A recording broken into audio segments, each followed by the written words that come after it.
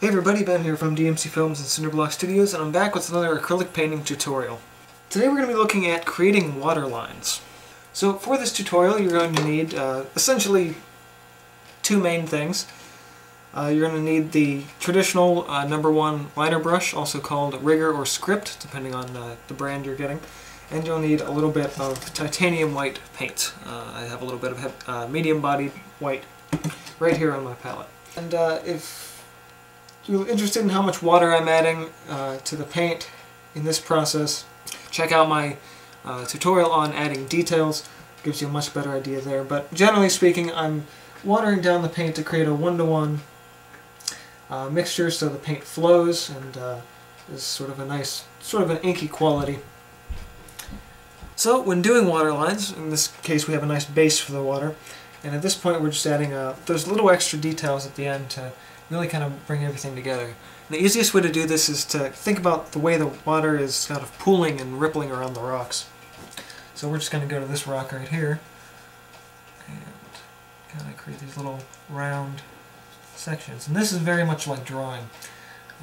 So if you're having trouble, you can kind of practice on a piece of paper with just a pencil. It's really just the same technique.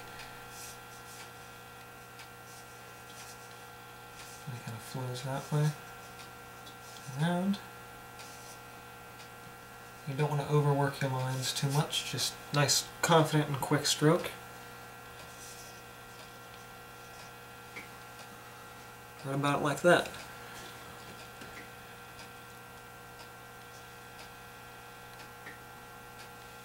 If you notice that your paint is breaking too much, you don't have enough water, and if your lines are too transparent, you're using too much water.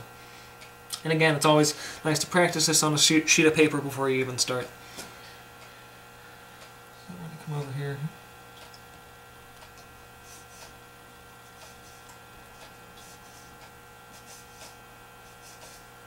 This is the base of a little waterfall. I haven't put this in quite yet. These are more straight lines. You have a nice wide open area. Probably won't see as many of them, so just kind of.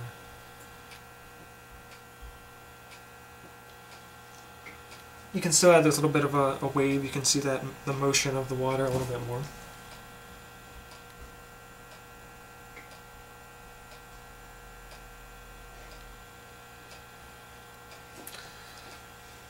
And then where the water is moving more, you're going to obviously add more white lines, like around our rocks. That's probably a little too thick.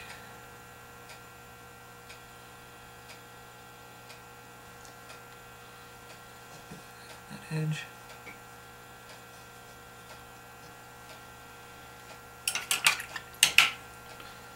And you got to keep remembering after every line or every couple lines to reapply your paint.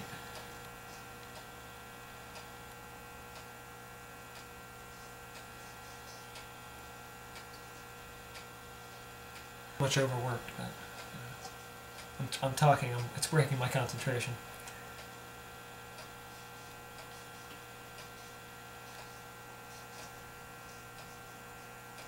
And just like that, we have a few water lines. So nice and quick, I have here a nice stiff brush, real firm bristles, and I'm going to get this in just the raw paint. I'm not watering this down at all, just kind of creating sort of a dry brush effect. You can do this with a softer bristled brush, but the idea is to make it a dry brush where you're not loading a whole lot of paint onto the brush. You're just using the weight of the brush alone to drag. You're not going to be pushing the bristles on. So we're just creating these little short lines, I guess you could call them, little strokes. And again, you don't want to overwork anything. Right about like that. And you might think, okay, we're going to need more of a water line up top. We are. Well, worry about that later. Don't do that with a bigger brush.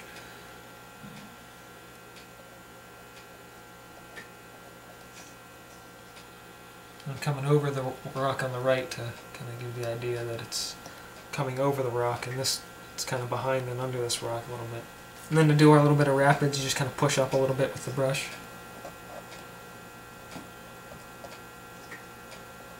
Little pushes.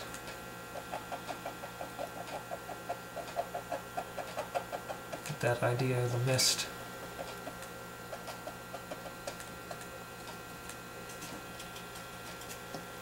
Right about like that.